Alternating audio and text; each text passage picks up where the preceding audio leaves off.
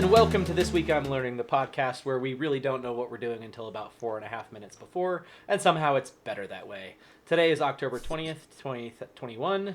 This is Season 3, Episode 3, otherwise known as Episode 63. And I'm your host tonight, Charlie Stiffler, also known as Milner, spelled wrong, so I always get it right. Below me is Colton Roper, also known as Seeker4761. Also known as the number of kills I got the last time we played Halo multiplayer. And to my left is Cody Stratman, also known as Zito Valder. I didn't want to use the other name because we use it too much. So, how are you guys doing tonight? This morning, I'm doing pretty good. No, it's night. America time. Can't you tell? It's dark where I'm at. America. America. You're outnumbered still. It's very If true. it was just you, me, and Tim, then yeah, it's morning. I know, but no, I know. it's night. Gotta have Tim to even things out. Oh, yeah. So, two of you are not in your normal spots. Please explain where you are. I will during my segment. Okay. Ooh. Well, I'm still in Arizona, but I have gone farther off the grid. I am actually helping my grandmother with some stuff around her house, and yeah. So you're in the haunted barn right now. It feels like it, but that's what it looks like. I just don't have any lights on, but yeah. You know, this actually looks like house. a really good October jump scare setup. I'm not. Yeah, gonna yeah. Could be, Looks like Michael Myers is gonna come in behind you or something. Decision, Cody. Are we gonna tell him when he's coming or no? Don't worry, I am constantly looking at my own video just in case. So. Fair enough. So if I suddenly disappear, you see the screen go red, you'll know what happened. All right, fair enough. Just a splash of Just viscous liquid. All right. Oh shit! Shall we introduce? We shall. And I just realized that I am introducing first. And Colton is going to say that I've heard of fiber optics, but this is ridiculous. Ridiculous! Fiber in air quotes. So I'm thinking it's like actual, like not glass. Oh, yeah, that's true. Fiber. It's in caps cloth, and air quotes, though. Cloth Fiber! Fiber. By the way, this is probably the last podcast I will record with these glasses. I'm going to get some new optics myself. Ooh, Google Glass. Ooh. No, not that good. Sorry. And, We're not old now. Yeah, no. And even if Apple released one, I probably wouldn't. I'm not an early adopter. I'm really not. Yeah, there's only one of us out of the group that's that. Right, and he's not here tonight, so. Nope. We have nobody to adopt early for us. Right. I'm a late adopter. What can I say? An eventual adopter, if you will. Yeah. Reluctant adopter. Cautious adopter. But, in case you didn't know, Charlie's going to talk about how we still don't know. But maybe we know a little more. Maybe, but I don't know. So, whatever the hell that's about. Jesus. Sounds very confused. I'm confused. Oh, good. Then it sounds very much like our podcast, actually. Pretty much. I mean, if we were to sum up our podcast as a whole in one tagline, that's pretty fun. TWIL, we don't know what we're doing, we're confused. I mean, yeah. That's we just took pretty that much from it right there. Our previous work, too. Yeah. All right, and then Cody is going to tell us about TIE Adventures for status. So, are you proving that you have a socioeconomic status by doing what you're doing? Is that what that means? Wait, are you in Thailand? Yeah, Bullshit. because they haven't like if I were to leave and come back, that would be problematic right now. Actually, it would be like the Stargate meme that I've been seeing all over the place today, where isn't it funny how all alien planets look like Canada? A little bit, yeah. They're all in the forest of Vancouver, all of them. They all have coniferous forest. Hey. It's so fucking true. It is. British Columbia is beautiful, so I can't knock that. It is. Just some variation would be nice, you know. All right, Colton, start us off. Oh. Let me figure this out. Yeah, we're changing it up. It's all crazy this week. So, Charlie, you were on the right track actually about the fiber part. So we have talked many times about computers, whether it is ARM processors 35,000 times or quantum computing. We always talk about the most cutting edge tech out there, but I have something that's a bit more out there than all of that.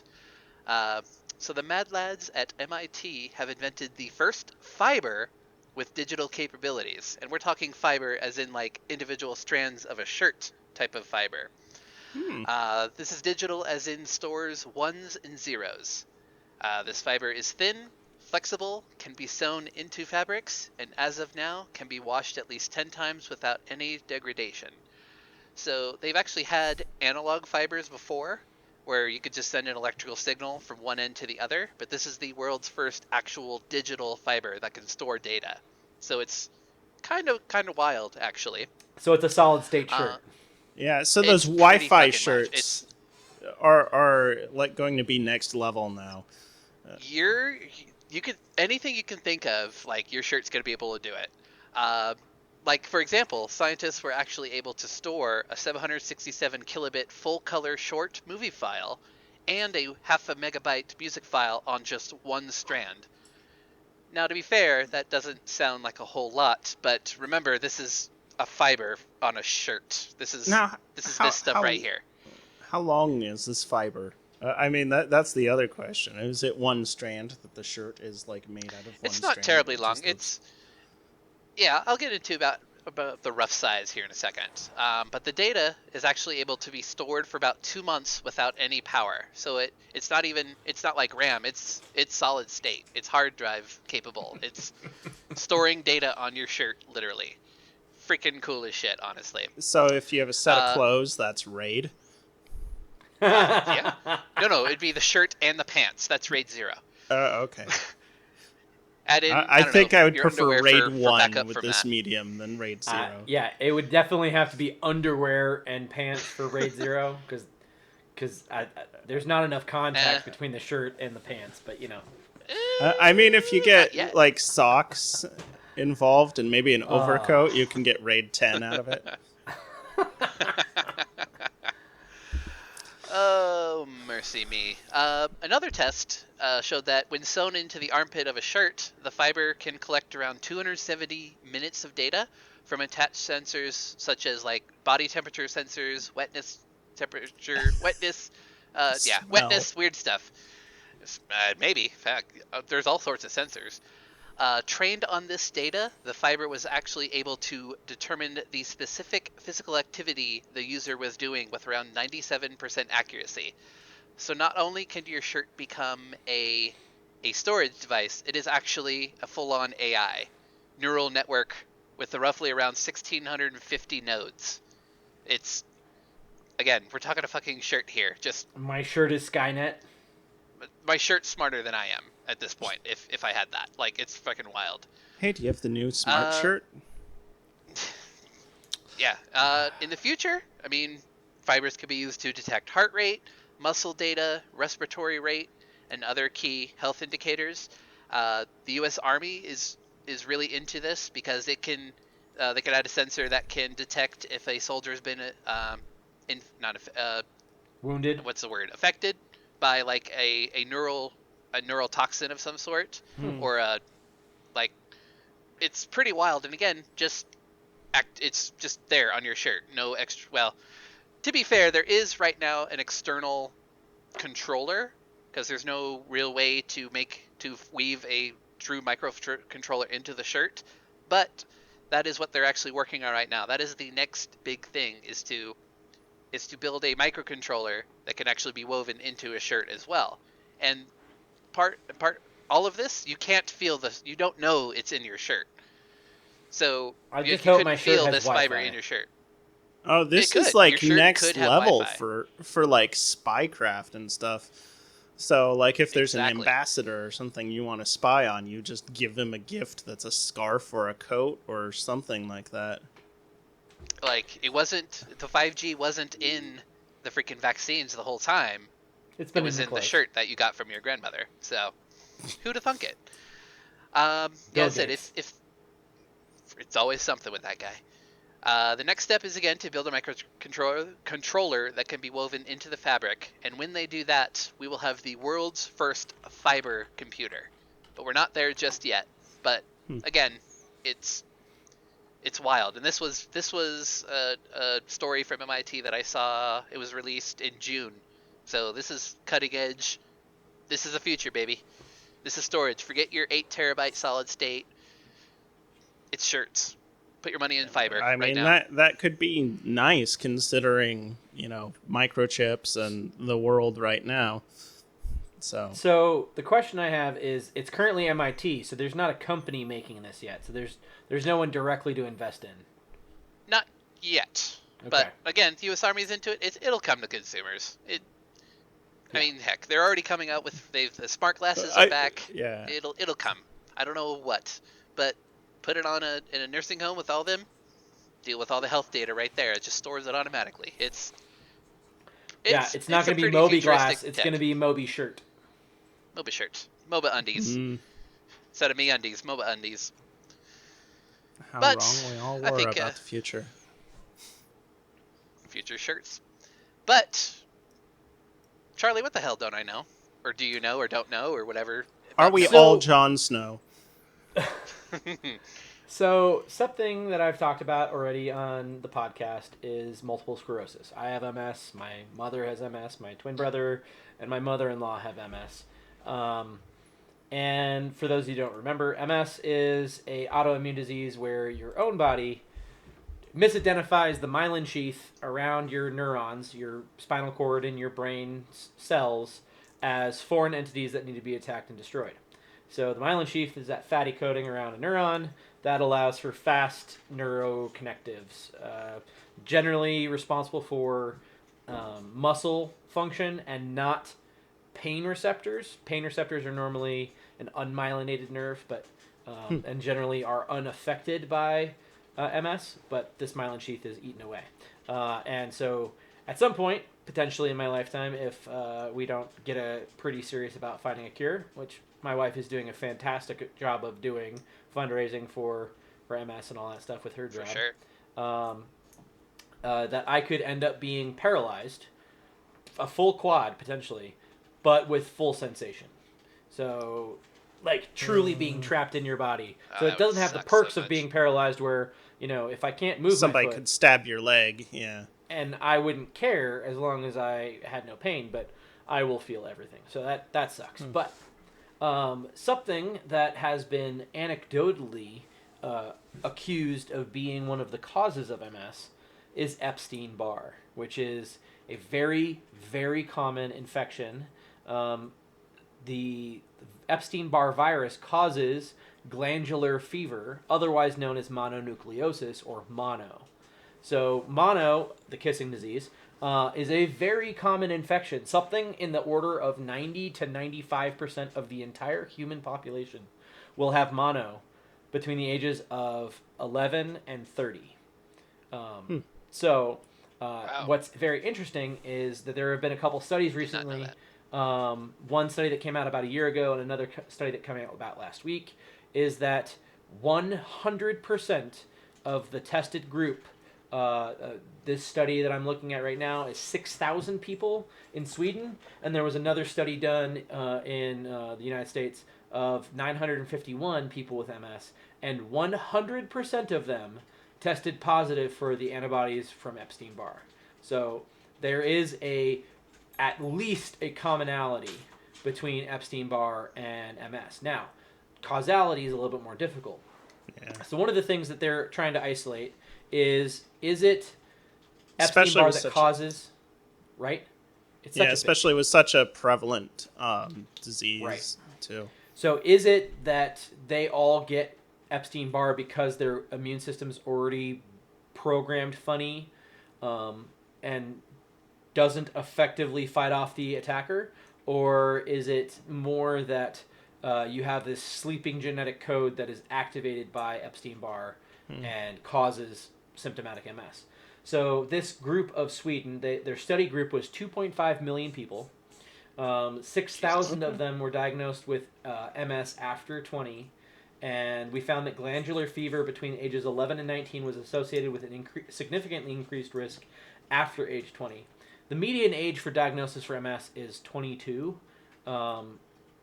Most people with MS will be diagnosed with before 30, or will be misdiagnosed but be showing signs of MS in their early 20s. So if you take my mother, for example, she was misdiagnosed for 11 years before they really figured it out. My mother-in-law, very similarly, it was not an immediate MS diagnosis. It was a couple years of things But developing. I mean, yeah, this is a like young person's disease. Like this is as you're developing, really, you get this. Yep. And Okay, actually, so forgive my ignorance, Yeah. and you've probably said this before. So it's not a genetic thing, or is it? Like the actual disease, or are they? They that's still actually don't know part for of my sure. topic tonight. So the study that came okay. out last week is saying that they were trying to isolate siblings. So they were trying to find people with very similar genetic makeups, and they were trying to find if, brother A and brother B, one had MS and was exposed to Epstein-Barr, and the other was not exposed to Epstein-Barr and does not have MS. That would prove causality and not a genetic abnormality, because one of the greatest risk factors for MS is having a blood relative with MS. So there is definitely a genetic component. Now, whether it is the studies years ago had a commonality of a specific sequence of RNA that is turned on in people that have multiple personality disorder, bipolar disorder, Parkinson's, and MS. So if we could find a retrovirus that would discreetly turn off that one sequence that is apparently not responsible for anything else, you could potentially decimate the disease and get rid of all of those dramatically. And there's going to be certain situations where schizophrenia or bipolar disorder is caused by chemical, like drug addiction and that kind of stuff. And there's definitely going to be cases of breakthrough cases of MS and Parkinson's. But, maybe, just maybe, if we attack one of the two causes, if Epstein-Barr really is the prerequisite for MS, then if we, throw all of our money in the MS research field at finding a vaccine for Epstein-Barr, you could potentially eliminate the cause of MS. But that's cutting edge shit so too. Important. Yeah. Right. Yeah, definitely. Yeah. So this study that came out last week was specifically trying to isolate siblings and seeing, if brother A and brother B, the cause of their MS was Epstein-Barr, and if brother B never had Epstein-Barr and never develops MS, if that is the most definitive way to prevent MS. Previous to that, the studies were all correlation regarding Epstein-Barr, which is very common, and obviously out of 2.5 million people, only 6,000 had MS. That's a lot of people that get Epstein-Barr that never develop MS. So there must be something in those people that is predisposing them for that. Now, mixing all of these studies together, it would be really nice if they could sequence those people and see if that sequence of RNA is turned on in those 6,000 people and not turned on in the other 2.494 million people. So that is my topic this week. It's actually a pretty short one, but packed full the of study information. I was gonna say, like, this study was published in the journal JAMA Network Open, and I'll be posting a link to it in the description below. I'm optimistic that if we can figure out Epstein-Barr, which obviously it's not a life-threatening virus by any means. It's not typically, it's not even as deadly as the flu, which apparently I have. I was gonna say, Yeah. But I had a very severe case of mono. It lasted a month and a half. I lost 20 pounds in the freshman year of college. There was a time that I couldn't smell scented trash bags because they reminded me of my scented trash bags from college. When I would cough so hard, I would puke. So, yeah. Totally. I really had a really bad case of mono. We asked my mother-in-law. She says she never had mono. Now, that doesn't mean she won't test positive for Epstein-Barr. It just means that she was never diagnosed. She personally never experienced outward symptoms of it, which is possible. I spoke to my mom. She definitely had mono. Spoke to my brother. He definitely had mono. So, maybe that's the smoking gun. Maybe not. Maybe it's just, the correlation of ice cream sales and rape. There is a positive correlation between rape and ice cream sales. Do you know what that correlation is? Ice cream sales happen a lot when it's warmer, and people leave their windows and porch doors open more when it's hot. So, just because there's a commonality does not mean there's a causality. It's not. Yeah, actually there's ice actually cream sales causes rape. There's also a mechanic joke about that too, about not rape but ice cream as well. Yeah. So, that's what I've got. Now, I do have Cody, a quick question. Please. Hang on before we switch. So, you said the study had 2.5 million cases of people? 2.5 million people in the study group, participants in the study group. So, the greater study group, the 2.5 million, between 95 and 98% of them had Epstein-Barr antibodies. Okay. And only 6,000 of them developed MS.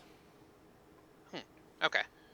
But and all this of study those and the previous study, 100% of the people who were in the test group for MS had Epstein-Barr virus antibodies. Right. Yeah. So of those 6,000, every one of them. Yeah, they all had the Epstein-Barr.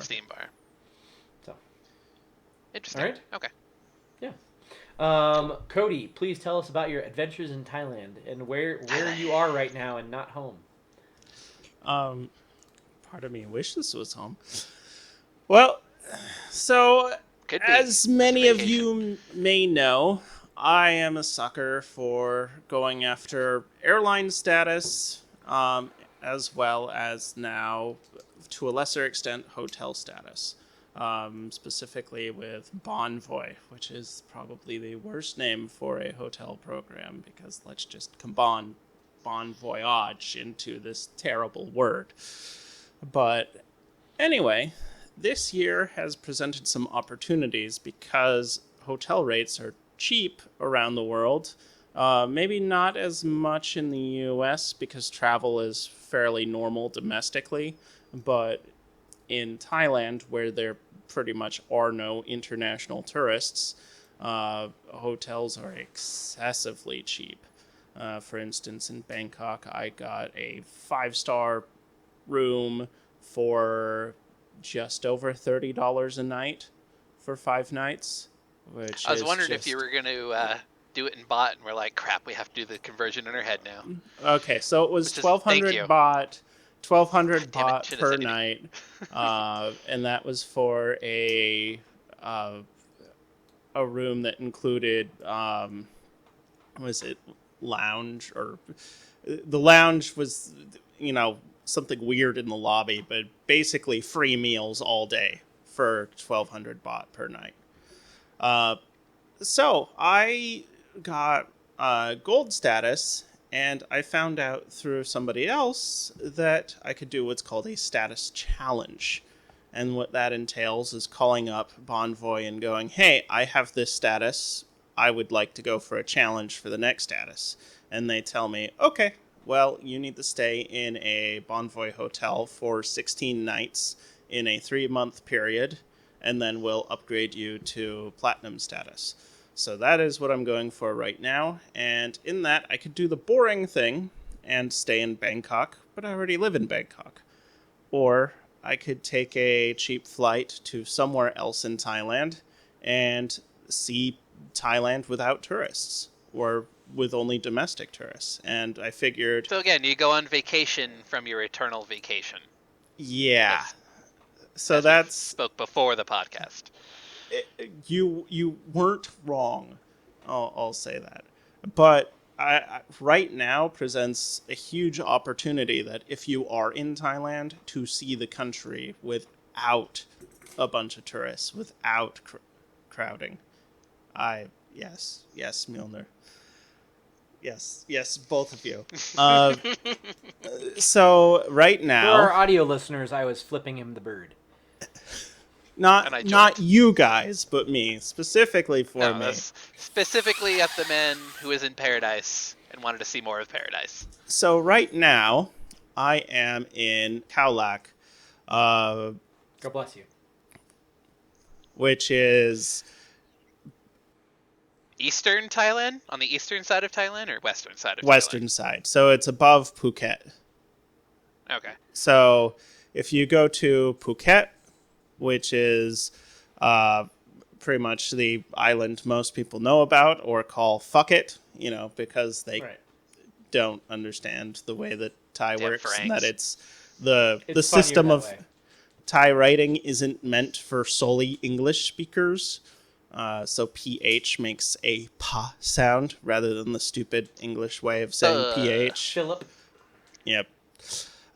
Anyway, I decided that the JW Marriott here had a pretty good rate, also some bonus points, and also bonus, basically 500 free baht per night that they give me towards hotel amenities and stuff.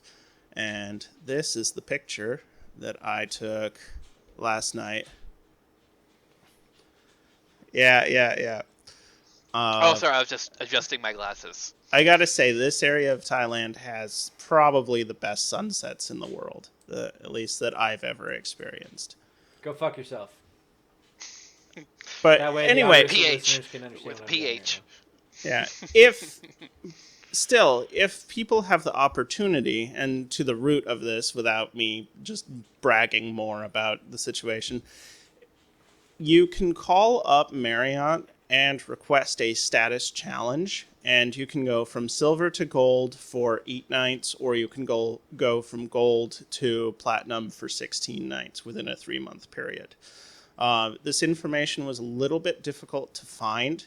I'm trying. I will put the phone number in the show notes of where I called in order to get this status challenge. You, sir, need to make a striving to fail video about this. Right? A 5-minute striving to fail. No, yes. Yes, okay. You have no excuse. You don't have a job. Come on. You're already on vacation. I Be on vacation technically longer.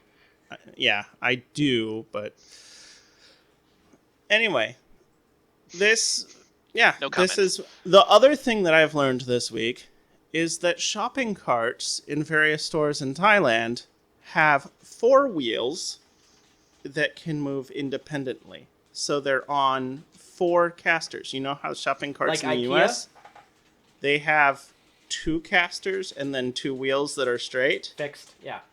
Yeah. IKEA has those too. If you had ever shopped there with a shopping cart. Okay. No, I just wanted, as soon as I shot, by the time I saw carts, I wanted to just get the GTFO. I was Fair enough. I was done with that. But the grocery store that I like actually has the 4 wheels, and that was awesome. So that's all I have for you this week. And this hotel probably has the largest pool that I've ever seen. You could swim about a mile internally. It's ridiculous. Really? Wow. Yeah, so the way it is, Lazy river style or like it's like lazy river style with like big sections. It's crazy because like you've got each different wing of the hotel, and then there's this pool that like goes like wraps around not the outside but the interior side of each wing, and then there's islands in the center of it. It's weird. So you're going to put a picture up right here. yeah. Take a good picture of it. I want to see it. At least put it in Discord. Okay, I will I'm sure actually try our and get viewers some. / listeners, we could describe it. So I am incredibly fucking jealous of the pool alone because I love lazy river style pools. Yeah, I'm a I sucker mean, for them. I don't think it has any sort of current. It's just Continuous. yeah, it's That's continuous. So pretty freaking awesome.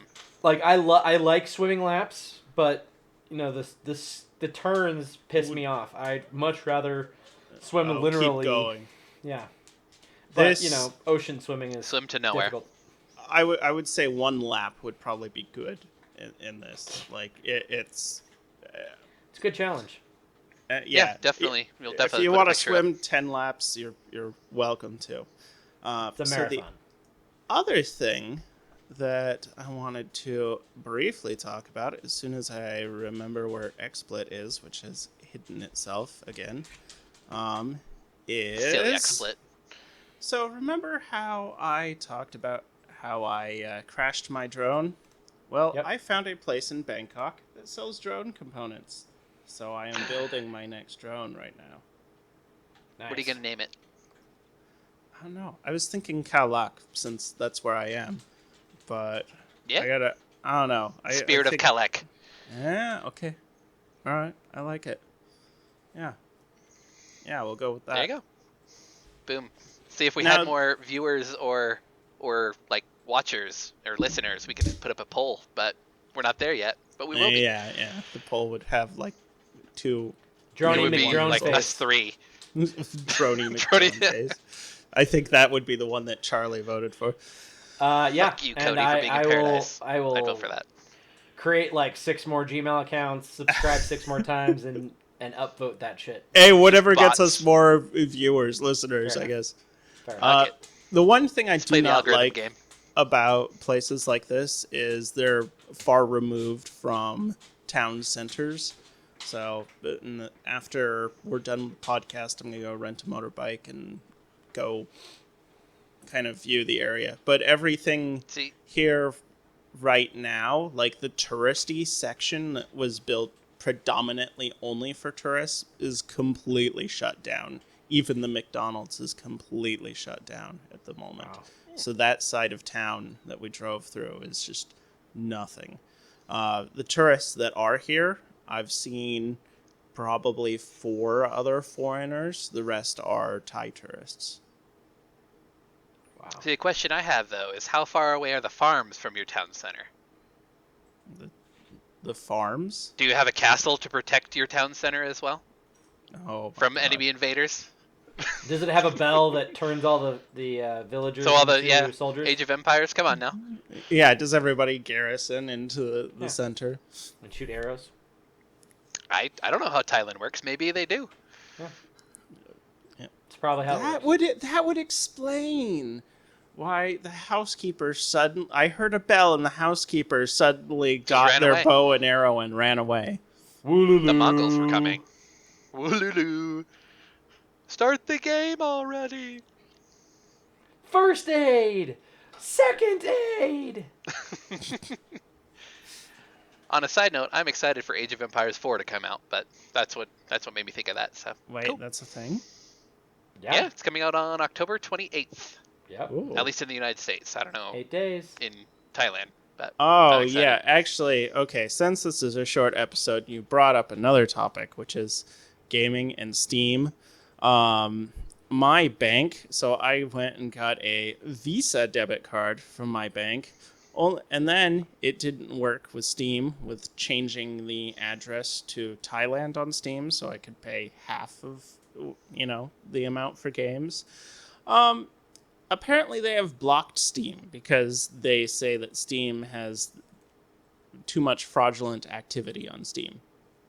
So I have to figure out yet another way to prove my address with Steam in order to...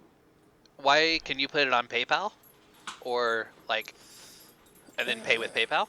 God, I do not want to use PayPal. I hate No. PayPal so much. No. I can... I Be a think, way around it, I though. think it's I'm going to getting- take you calling Steam support and talking to a warm body to make this happen. It's the only way. and And they'll be like, and that's... then they'll say I've you're heard- from Thailand. Yeah, screw you. You're an American citizen in Thailand. Nope, can't do it. Sorry. Click. Probably not. I don't know. know. I've actually, on one of the Reddit posts, I heard that somebody actually did that, and that's how they resolved their issue. Another way is through this thing called True Wallet, but True Wallet requires a bunch of paperwork to set up, so I'm trying not to go that route. So we'll see. We'll see. It's certain things are more difficult for foreigners because you have to either prove with documentation that you have a work permit, which I don't because my money comes from the U.S. So, that's a problem. I don't know. Maybe I will get a job in Thailand just so I can change my Steam. Just so you can buy games for cheap. Why not? Yeah, Bastard. we'll see. There's another Striving to Veil video. Just saying. I know. The content's I know. there, baby. You just need to do it. I know, it's so many. You're absolutely right. I don't think I've ever seen any video or article about that kind of thing. Granted, I've never looked, but I'm sure you could play the Google algorithm and get up top. Yeah, there definitely is a need for videos on the technical side of moving to Thailand that is extremely lacking, and I had difficult, like, with phone service, getting phone service set up, getting, there's some information about dealing with immigration. The problem is with information about dealing with immigration is it changes constantly, and it varies by office. So if I put something out on that, it will be wrong, immediately. But I think I can do that with phone service, with setting up Steam, that type of thing, and I think I could have good content regarding it. Yeah. So. Or put it on the Tech Pirate. Content, baby. Yep. Be interesting. Well, Speaking Charlie, of content, I think it's time. Where can we find you, Cody?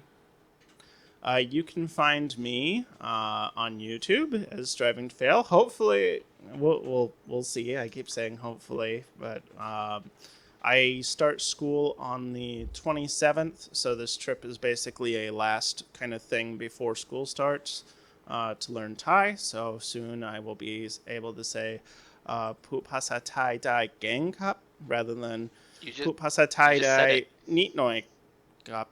See, I'm confused. You said it. He's saying, but I can say it. Thai versus I can only speak a little. Yeah. Yeah. Fair enough. So, hopefully, I can say that soon, and actually, people will believe it and go, "Oh, yes." Yeah. There you go. And hopefully, it doesn't mean that you just married a cow or something like that. Exactly. Mom, yeah. I can't wait for that to happen. Oh, Colton. It's gonna be a beautiful wedding. Name's Colton Roper. You can find me on all the social medias as Seeker4761. Also the same on YouTube as well. I'm also a contributor to the techpirate.net, and I'm sure there's a million other places, but it's all Seeker4761. So just remember that, you'll probably find me. But I think Charlie, as our one-time host, should tell us what he does and take us home. I am Charlie Stiffler, also known as Milnor. You can find me streaming on Twitch. First time in a little bit was earlier this week. YouTube's as Milnor as well. Facebook, Instagram, Snapchat.